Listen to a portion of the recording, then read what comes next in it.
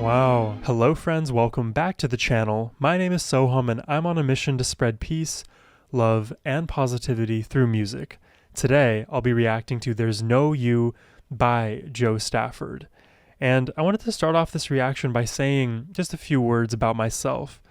You know, me, I'm 27 years old and I've been listening to music my whole life, and it's meant so much to me over that time. It's really been an emotional safe haven. It's been a place I can go just to relax, to enjoy, to challenge myself.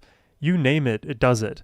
Music is life for me. And in that spirit, I love to discover new music and challenge myself, make myself more creative. I love listening to music from new genres, artists, styles, cultures, languages, you name it, I am there. That being said, there are still so many artists, genres that I'm just woefully unaware of and have limited knowledge in. So it's very exciting for me to get to do these reactions to artists who are from completely different eras and genres. So just wanted to say that up front. I'm a very, very curious person. I'm excited to check this one out. A big thank you goes to Frank, whose generous support and recommendation made this reaction possible. And yeah, let's just jump into this.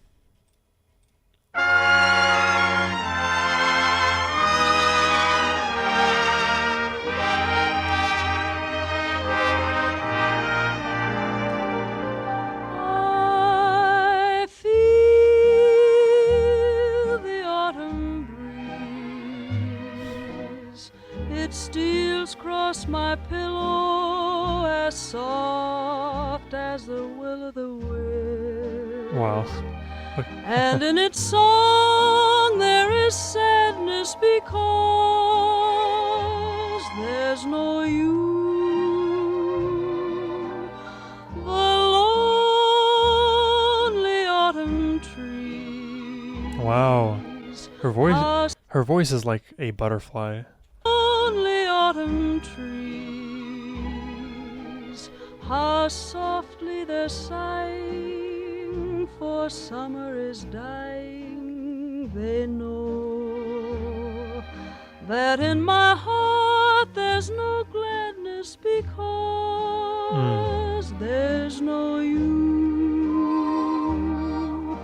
Do you hear her like doing these chromatic notes? She must have like perfect pitch or something, because she is not missing. She is so stable on all of these pitches. There's no you. The park that we walked in, the garden we talked in, how lonesome they seem in the fall. These trumpets in the back. Clouds hover and falling leaves cover our favorite nook in the wall. In spring we'll meet again. Wow, that note. Hey there, quick interruption. Don't forget to hit that subscribe button. It helps out a lot. And if you would like to request a reaction yourselves, hit the link in the description box down below. All right, back to the reaction.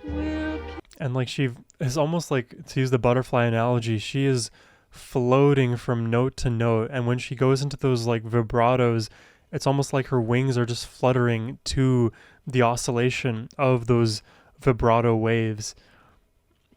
She has like simultaneously a very delicate but powerful voice, and that combination is almost like an oxymoron. It's almost like an impossibility, because when you think of a lot of like delicate voices, they almost like feel overly fragile, like they could break apart. Like if you put too much pressure on them one way or the other, they might break and your voice would crack.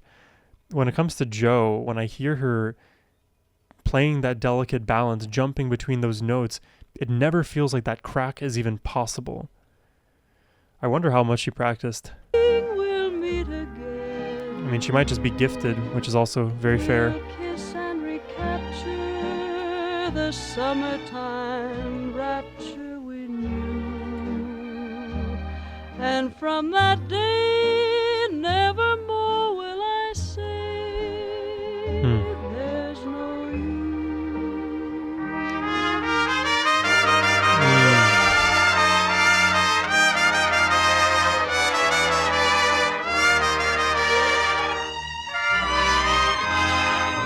the strings too.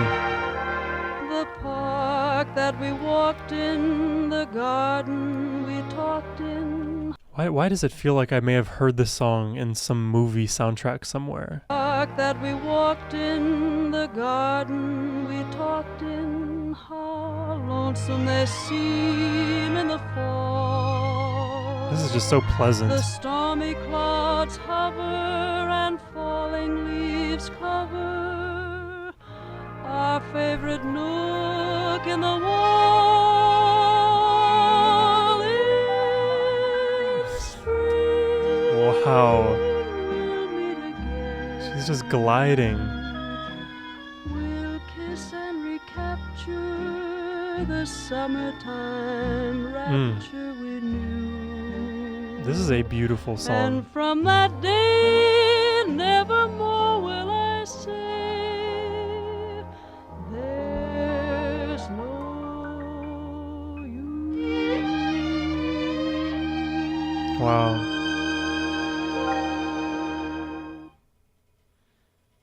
Wow. It's so beautiful. You know, my head instantly wants to go to what would this sound like? What creative choices would Jo make if she existed in 2025?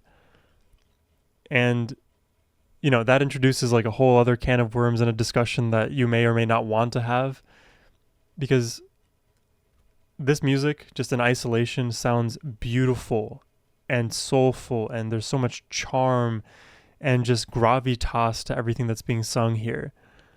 So I really don't know if like modern music or modern stylings would do something like this justice. That being said, I'm still curious if, you know, modern artist or a modern Jo Stafford, if we brought her into a time machine and took her to the future with modern technology, different instruments, just a different environmental setup, how would a song like this turn out?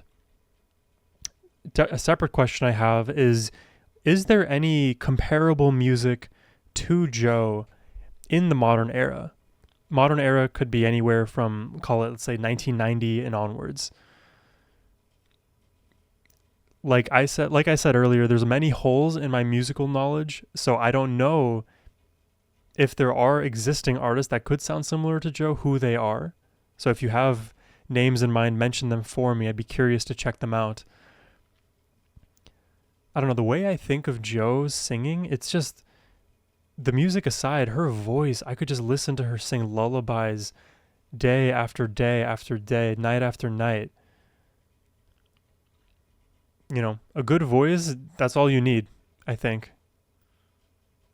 And the voice itself is an instrument. So when you hear Jo sing and then you hear the trumpets behind her, you hear the piano melody cascading up and down, the strings accenting those different notes that she's able to hit.